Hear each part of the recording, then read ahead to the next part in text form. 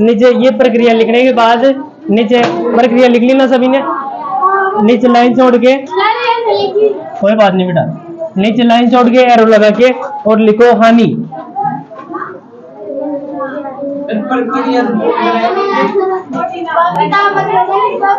किताब में लिखने के लिए बोला था बेटा। अब उस जगह छोड़ देना, जगह छोड़ के लाइन छोड़ के और ये एरो लगा के हानि लिखो।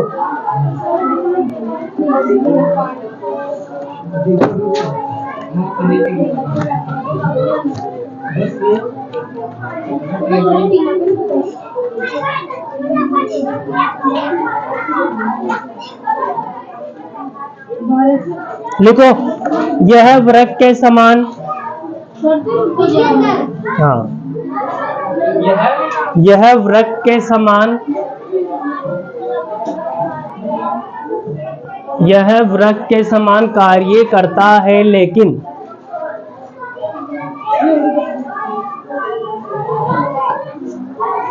यह वृक्ष के समान कार्य करता है, लेकिन इसमें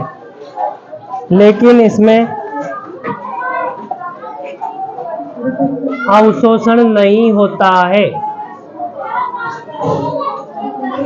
लेकिन इसमें अवशोषण नहीं होता है।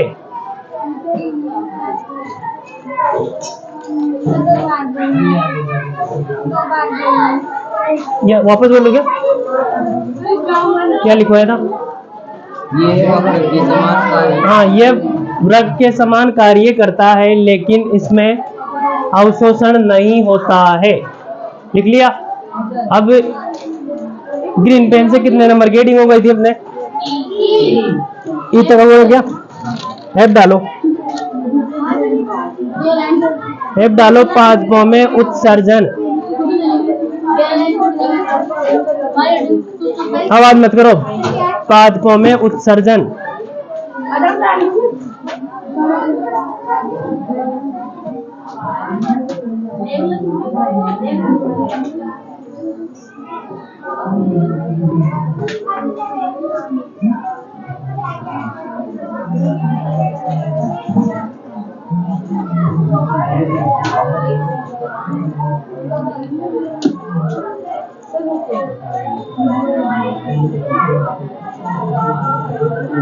लिखो पौधों में निम्न विधियों से उत्सर्जन होता है।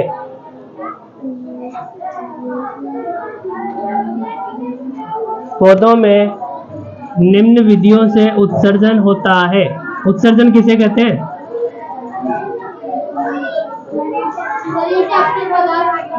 अब पादपों में उत्सर्जन बढ़ रहे हैं ना, तो पादपों में जो अपशिष्ट पदार्थ होंगे उनको जो पादप त्याग करेंगे उसे क्या बोलेंगे? पादप उत्सर्जन। फर्स्ट पॉइंट डालो इसमें, नीले पेन से डालना है, पॉइंट चलेंगे। हाँ, कहां तक लिखा? से उत्सर्जन होता है। अब फर्स्ट पॉइंट लिखो, नीले से लिखना है बेटा। लिखो पौधों में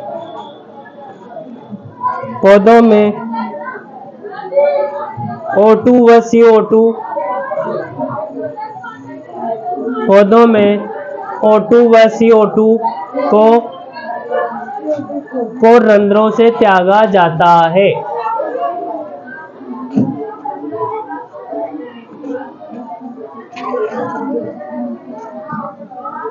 O2 व CO2 को रंध्रों से त्यागा जाता है। सेकंड पॉइंट लिखो, पौधों में अतिरिक्त जल को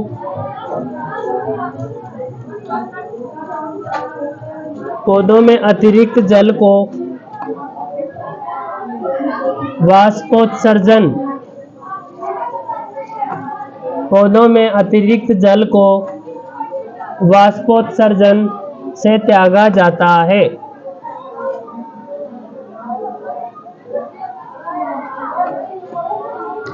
वाष्पोत्सर्जन से त्यागा जाता है। इसके बाद में तीसरा पॉइंट लिखो,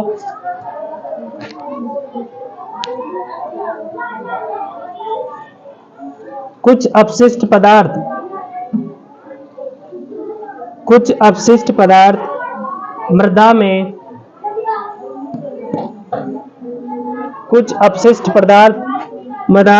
मृदा में मुक्त कर दिए जाते हैं।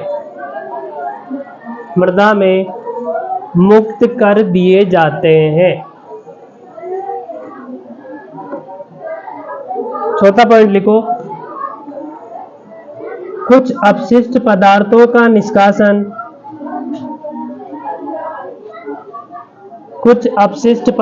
का निष्कासन पत्तियों व छाल के झड़ने से होता है। निष्कासन पत्तियों व छाल के झड़ने से होता है।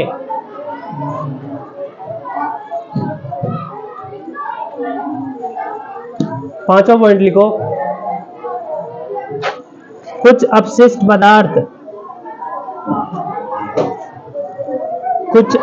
पदार्थ गोंद व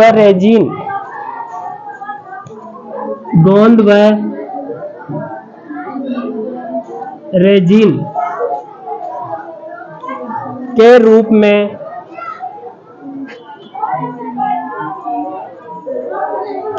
में पुराने जाइलम में संचित किए जाते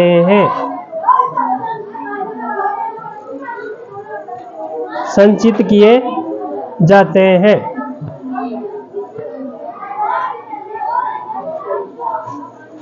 इसके बाद में स्टार करके ब्लैक पेन से डाल लेना। अंगदान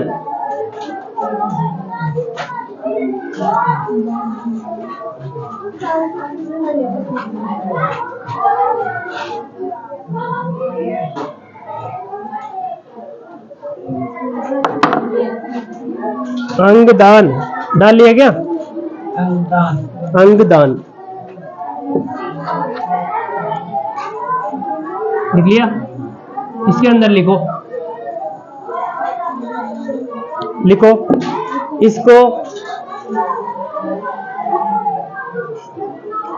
इसको किताब में से पढ़ना है। लिखो ना, लिख लो। हाँ,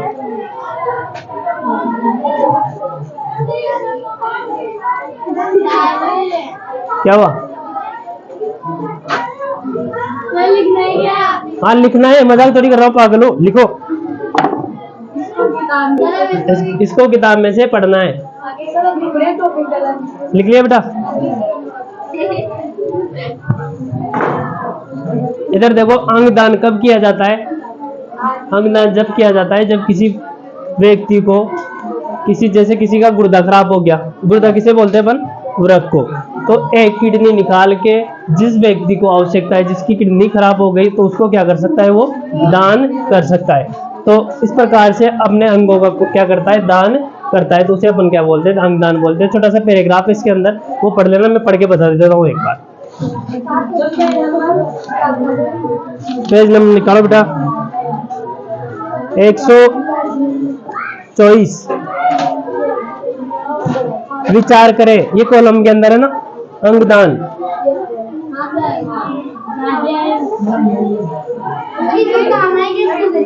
उतारना नहीं है बेटा, इसमें से पढ़ लेना, देख लेना तुम्हारे हिसाब से। अगर उतारना चाहो तो उतार लेना।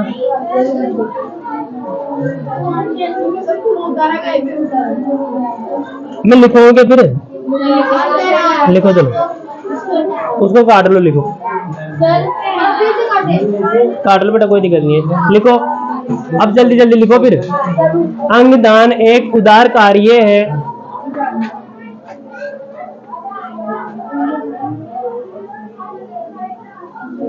अंगदान एक उदार कार्य है जिसमें किसी ऐसे व्यक्ति को अंगदान किया जाता है जिसमें किसी ऐसे व्यक्ति को अंगदान किया जाता है जिसका कोई अंग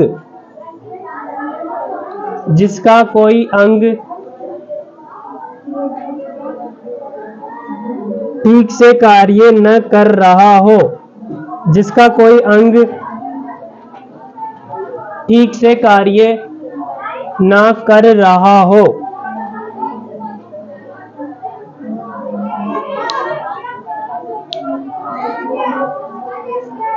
मनुष्य, पैराग्राफ चेंज करके लिखना, मनुष्य जीवित अवस्था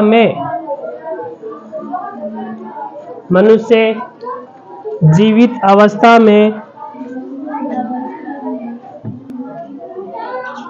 निम्न अंगों का दान कर सकता है। निम्न अंगों का दान कर सकता है।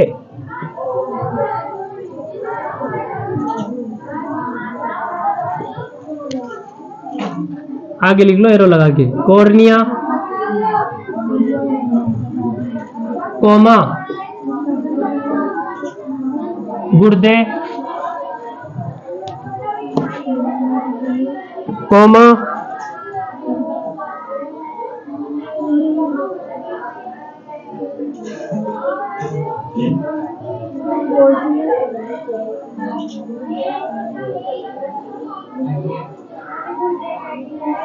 रुको बेटा 1 मिनट।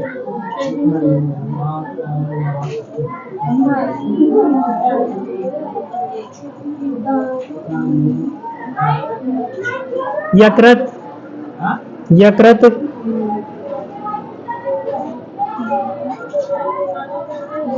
तथा कुछ भाग फेफड़े,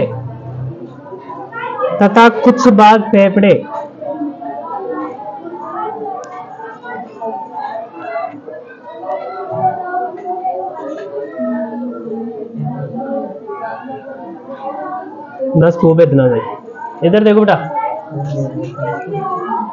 क्या कॉर्निया, ये कॉर्निया अपन वो जो 10वां 11वां चैप्टर के अंदर पढ़ेंगे, जो अपना लेंस होता है ना कॉर्निया, जिसका आकार घटता और बढ़ता है, ठीक है, उसे अपन क्या बोलते हैं, कॉर्निया बोलते हैं। ये अपने को देखने के लिए आवश्यक है। तो अपन जैसे मान लो अपने 2 आंखें होती है ना, ला इसका बर्थडे आज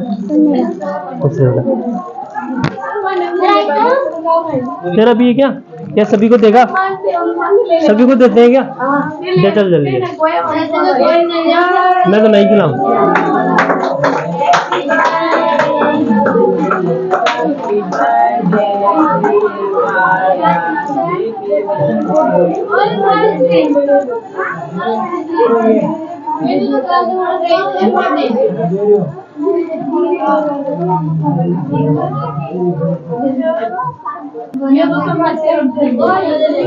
अब इधर देखो, आवाज मत करो, सुनते रहो, बांट दो बेटा तुम। इधर देखो, अपने आंखें 2 होती है ना।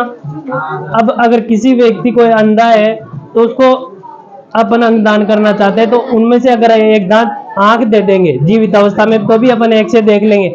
यानी कॉर्निया होती है ना, उनका दान कर सकते हैं ना जीवित अवस्था में, क्योंकि एक से काम चल जाएगा। उसी प्रकार से जो गुर्दे होते हैं, जो किडनी होती है, अपन ने पढ़ा था कल, वो जो किडनी होती है उसमें से भी अपन क्या कर सकते हैं, 2 किडनी थी ना, तो 1 किडनी का क्या कर सकते हैं, दान कर सकते हैं, क्योंकि 1 किडनी से भी काम चल जाएगा। नहीं होती बेटा, हो जाए तो फिर बात अलग है, ठीक है, लेकिन दान कर सकते हैं। इसके बाद में एक होता है देहदान। क्या होता है? देहदान। देहदान का मतलब होता है कोई व्यक्ति जीवित होता है तभी बोल जाता है कि मेरा जो शरीर है उसको जलाना मत, और इसको क्या करना, उपयोग में ले लेना, ठीक है। तो फिर वो डॉक्टरों को भेज देते हैं, फिर उसके जो सारे सामान है, जितने भी उपयोगी सामान है, उनको क्या कर लिया जाता है, बॉडी से निकाल लिया जाता है, ठीक है। तो उसे बोलते हैं देहदान। तो देहदान तुम्हारे सिलेबस में नहीं है। जीवित अवस्था के अंदर कौन कौन से अंगों का दान किया जा सकता है, तुम्हारे को लिखवा दिया। अंगदान किसे कहते हैं, समझ गए, बस इतना सा याद रखना है। इसके बाद में क्वेश्चन निकालो, पेज नंबर 124 पे ही है बुक के क्वेश्चन डालो। Book question page number 124।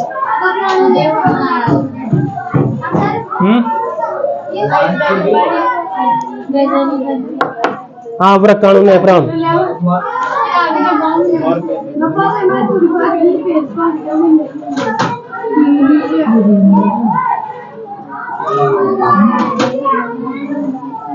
एक 124 है ना।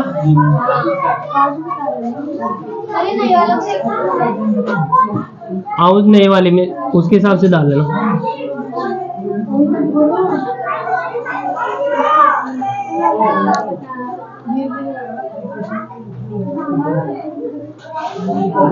क्वेश्चन की जगह छोड़ो और इसमें लिख रखा है व्रकाणु नेफ्रॉन की रचना तथा क्रिया विधि का वर्णन कीजिए।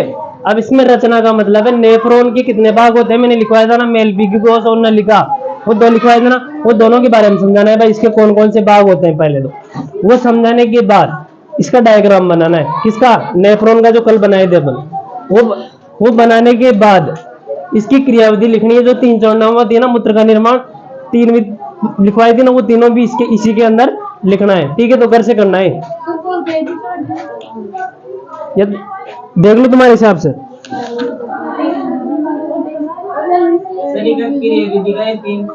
हाँ इसके बाद में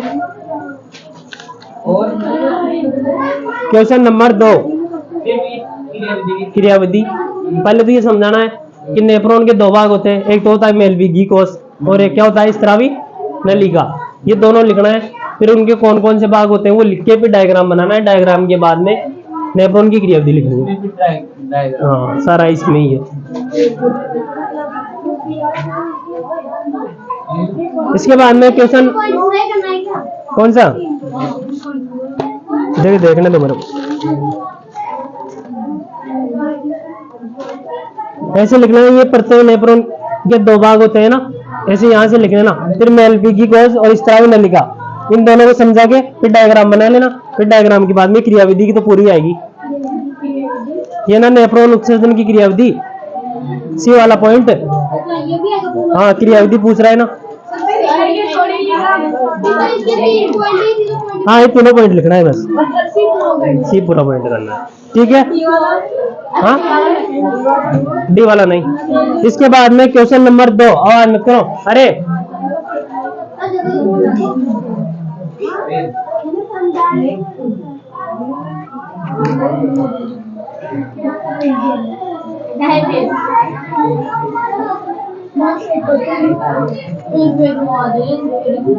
इसके बाद में क्वेश्चन नंबर 2 उत्सर्जी उत्पाद से छुटकारा पाने के लिए पादप किन विधियों का उपयोग करते हैं।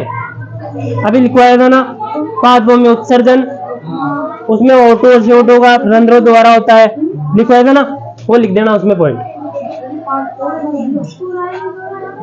हाँ दूसरे के अंदर पादपों में उत्सर्जन वाला करना है, एक वाला पॉइंट पूरा।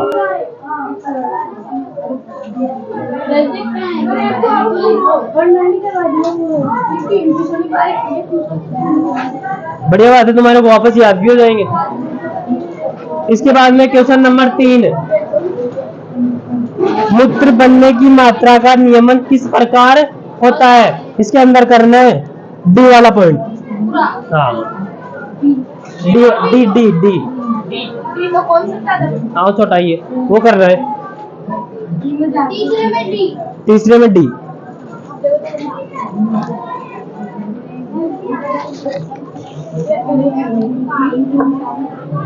इसके बाद में अभ्यास के क्वेश्चन।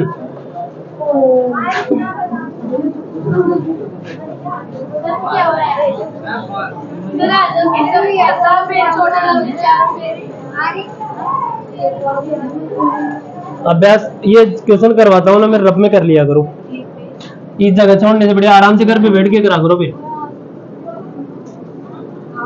अभ्यास डालो, यहाँ पे कर लिया करो रब में। जैसे भी बहुत से क्वेश्चन तुम्हारे को खुद को करना है, बहुत से मैं करवाऊंगा ना, तो रब में लिख लिया करो डायरेक्ट।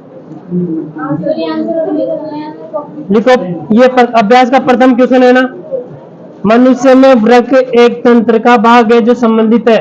कौन से तंत्र का भाग है वृक्क? वृक्क कौन से तंत्र का है? उत्सर्जन तंत्र लगाओ इसमें। इसके बाद में क्वेश्चन नंबर 2, पहले का सी, दूसरा है पादप में जाइलम उत्तरदायी है। जाइलम का क्या कार्य होता है?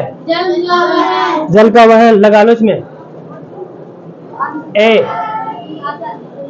तीसरा क्या है?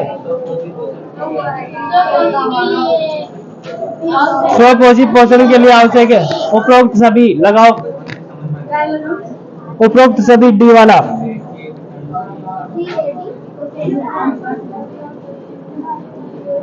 इसके बाद में क्वेश्चन नंबर 4,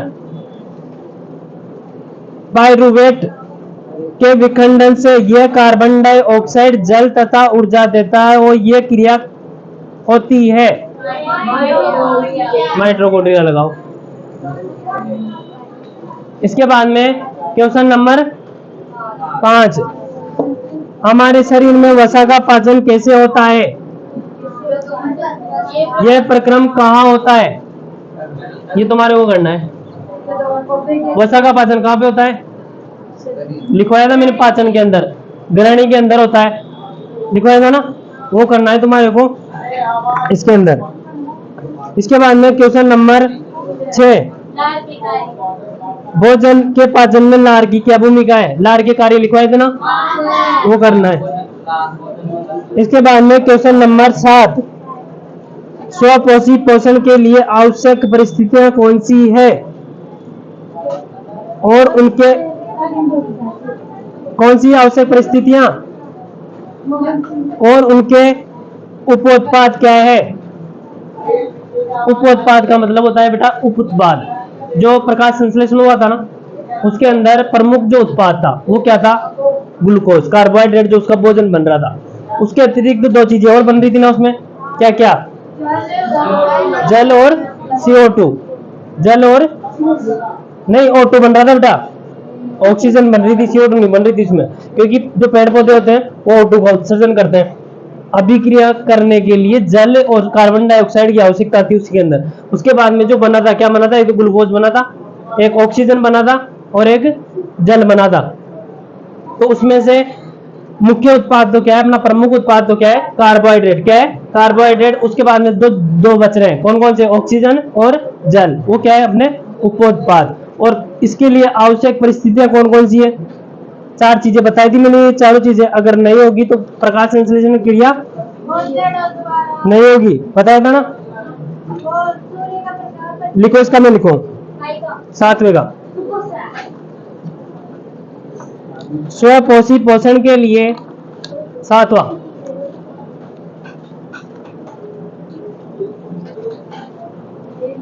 स्वपोषी पोषण के लिए आवश्यक परिस्थितियां निम्न है।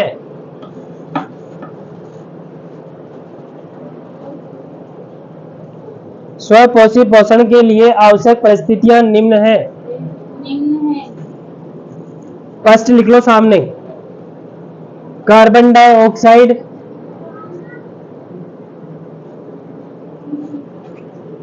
सेकंड लिखो क्लोरोफिल,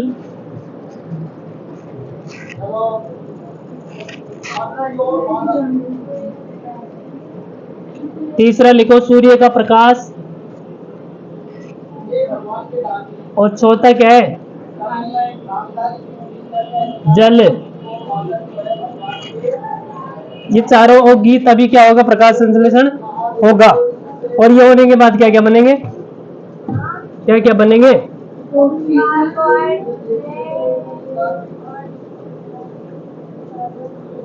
क्या बनेंगे? रिएक्शन याद नहीं है क्या? इधर देखो, CO2 प्लस H2O क्या बना था? C6H12 और 6 प्लस O2 प्लस H2O, ये था ना। तो ये तो प्रमुख उत्पाद हो गया, ये क्या है? उप उत्पाद है। ठीक है, संतुलित नहीं कर रहा मैं।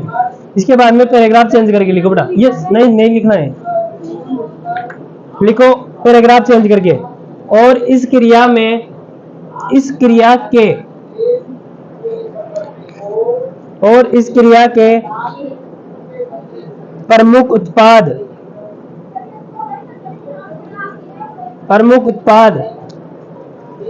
अब लिखो ये C6H12O6 C6H12O6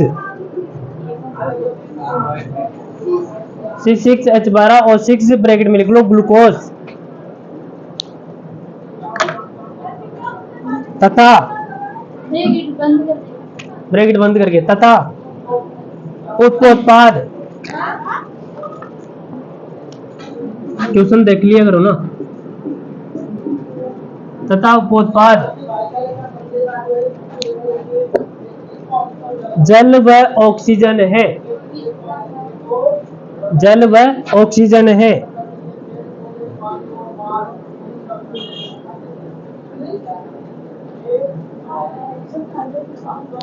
क्वेश्चन नंबर 8,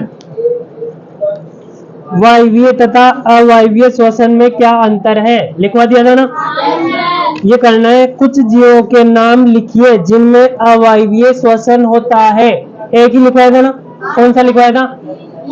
इष्ट व जीवाणु कर लेना। तो इसमें लिख लो किताब में इष्ट व जीवाणु अंतर करके फिर लिखना इष्ट व जीवाणु। वहां पे भी लिख लेना फिर नोट्सों में भी। इसके बाद में क्वेश्चन नंबर 9,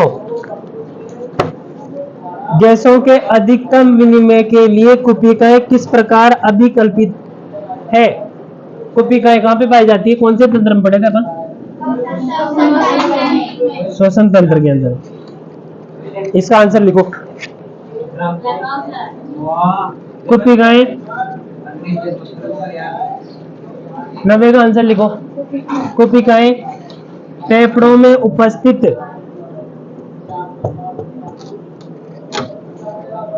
कुपिकाएं फेफड़ों में उपस्थित छोटे गुब्बारे नुमा संरचनाएं होती है।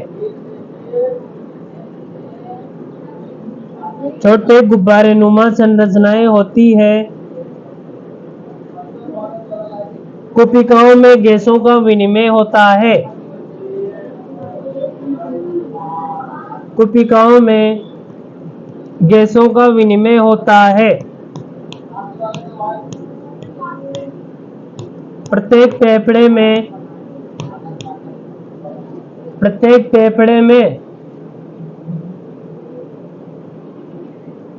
फेफड़े में लगभग 30 करोड़ कुपिकाएं होती है। लगभग 30 करोड़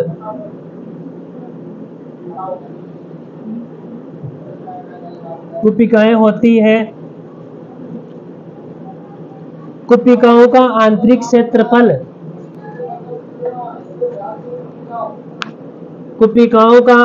क्षेत्रफल अत्यधिक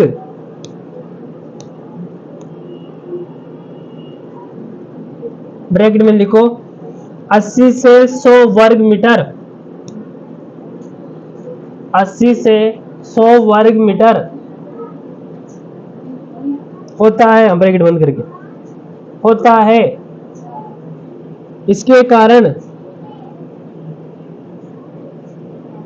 कारण कुपिकाओं में गैसों का विनिमय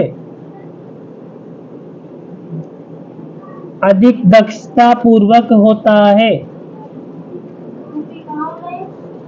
कुपिकाओं में गैसों का विनिमय अधिक दक्षता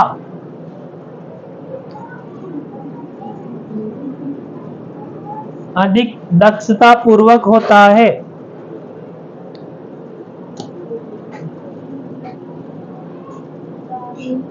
इसके बाद में क्वेश्चन नंबर 10,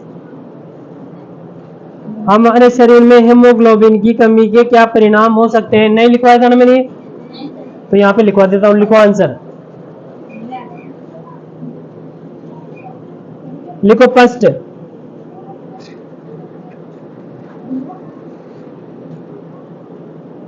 हीमोग्लोबिन की कमी से, यहाँ पर डाल के लिख लो। हीमोग्लोबिन की कमी से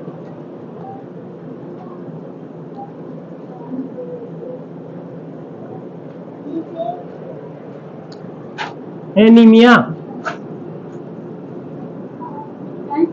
एनीमिया,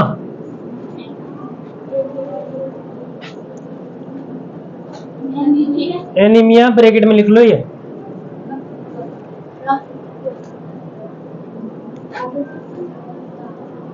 रोग हो जाता है।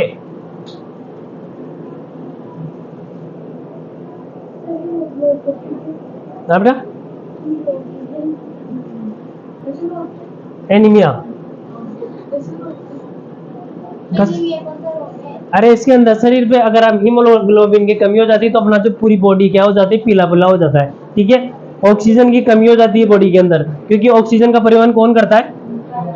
हीमोग्लोबिन की सहायता से होता है ना, जो किस पर होता है? आरबीसी के ऊपर। अगर हीमोग्लोबिन की कमी हो जाएगी तो अपना पूरा शरीर क्या हो जाएगा? पीला हो जाएगा और ऑक्सीजन सही ढंग से नहीं मिल पाएगी। तो इस वजह से अपन किससे ग्रसित हो जाएंगे? एनीमिया रोग से। ठीक है, इसके बाद में सेकंड पॉइंट लिखो बेटा, हीमोग्लोबिन की कमी से, हीमोग्लोबिन की कमी से रुधिर में, हीमोग्लोबिन की कमी से रुधिर में O2 की परिवहन की क्षमता, O2 के परिवहन की क्षमता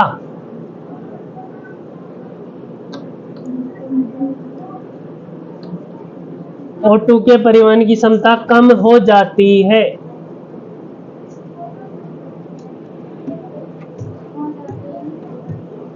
इसके बाद में क्वेश्चन नंबर 11, मनुष्य में दोहरा परिसंचरण की व्याख्या कीजिए, यह क्यों आवश्यक है? मतलब उपयोग भी लिखना है, यह क्यों आवश्यक है। पहले तो दोहरा परिसंचरण तंत्र समझाना है, समझाकर क्या लिखना है? उसके उपयोग। दोहरा परिसंचरण लिखवाया था ना मैंने, उपयोग इसके अंदर लिखना है। इसके बाद में क्वेश्चन नंबर 12, जाइलम तथा फ्लोएम में पदार्थों के वहन में क्या अंतर है? जाइलम तथा फ्लोएम में पदार्थों के वहन में क्या अंतर है? जाइलम कौन से पदार्थों का वहन करता है और जो फ्लोएम में वो कौन से पदार्थों का परिवहन करता है। कि इसके अंदर 2-3 अंतर लिखवाऊंगा, ये मैं ग्रुप में डालूंगा या यूट्यूब पे डाल दूंगा, घर से करना है। ठीक है ना, इसको और सब पे डाल दूंगा। 12वां क्वेश्चन और इसके बाद में 13वां क्वेश्चन, फुफ्फुस में कोशिकाओं की, फुफ्फुस के अंदर कोशिकाओं की तथा वृक्क में नेफ्रॉन यानी वृक्काणु की रचना तथा क्रियाविधि की तुलना कीजिए। इसमें भी क्या करना है? अपन को अंतर करना है। ये भी मैं ग्रुप में डालूंगा, ये दोनों 12वां और 13वां क्वेश्चन। ठीक है, लेसन खत्म हो गया। आज के लिए इतना ही, बाकी नेक्स्ट क्लास में।